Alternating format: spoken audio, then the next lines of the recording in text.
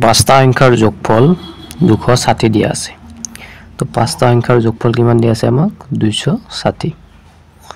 প্ৰথম দুটা সংখ্যাৰ গড় 30 দিয়া আছে অৰ্থাৎ গড় যদি 30 হয় সংখ্যাৰ দুটাৰ যোগফল কিমান হ'ব 60 হ'ব 2 পূৰণ 30 হৈ যাব লাষ্টৰ সংখ্যা দুটাৰ গড় কিমান দিয়া আছে 70 আছে তো লাষ্টৰ সংখ্যা দুটাৰ টোটাল কিমান হ'ব যোগফলটো 140 হ'ব তো প্ৰথম দুটা আৰু লাষ্টৰ দুটা এই চাৰিটা সংখ্যাৰ যোগফল কিমান হ'ল 60 আৰু যদি 140 আমি যোগ কৰো 200 পাম তো কিমান বাকি থাকিল এটো যদি আমি টোটাল পাঁচটা সংখ্যাৰ যোগফলৰ পৰা বিয়োগ কৰি দিও আমি কিমান পাম 60 পাম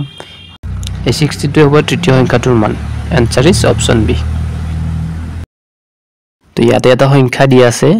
এই সংখ্যাটোত 4 আৰু 2 এৰ স্থানীয় মানৰ পাৰ্থক্যটো দিছে স্থানীয় মান মানে হৈছে আমাৰ প্লেস ভ্যালু ঠিক আছে তো 4 এর স্থানীয় মান কি হ'ব 4 টো আমি চাই লও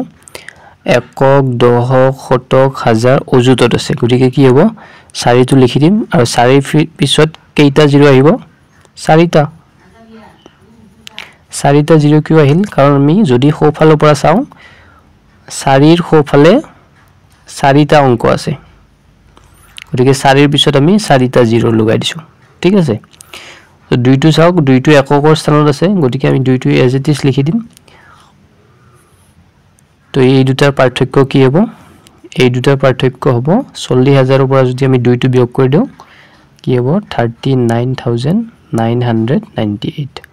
তো আনসাৰ ইজ অপশন সি এটো একেবাৰে সহজ অংক 135 আৰু 225 ৰ গসাউ উলিয়াব দিছে তো আমি কেনেকৈ উলিয়াম এটো ছুটি হৰণ পদ্ধতিত কৰিম আমি 135 আৰু 225 ইয়াক যদি আমি 5 এৰে হৰণ কৰি দিও 5 এৰে 135 ক যাব 27 বাৰ 225 ক যাব 45 যদি আমি 9 ৰে কৰি দিও ইয়াতে যাব 3 বাৰ ইয়াতে যাব 5 বাৰ আৰটো হৰণ না যায় তো আমি গসাউ কি পাম গসাগু পাম জি কেইটাৰে আমি হৰণ কৰিছিলো হেইটো হ'ব আমাৰ গসাউ অৰ্থাৎ 5 পূৰণ 9 হ'ব গসাউ অৰ্থাৎ 45 আৰু যদি এলসিএম কলে হয় এলসিএম হলে কি হ'ব এই গোটেইখিনি পূৰণ কৰিব লাগিব অৰ্থাৎ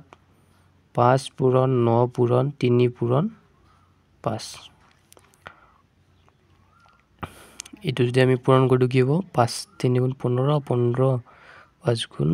75 75 পূৰণ 9 9 5 গুণ 45 9 7 গুণ 63 675 আমাক দিছে গসাউ গটিয়ে আনসার অপশন সি ঠিক আছে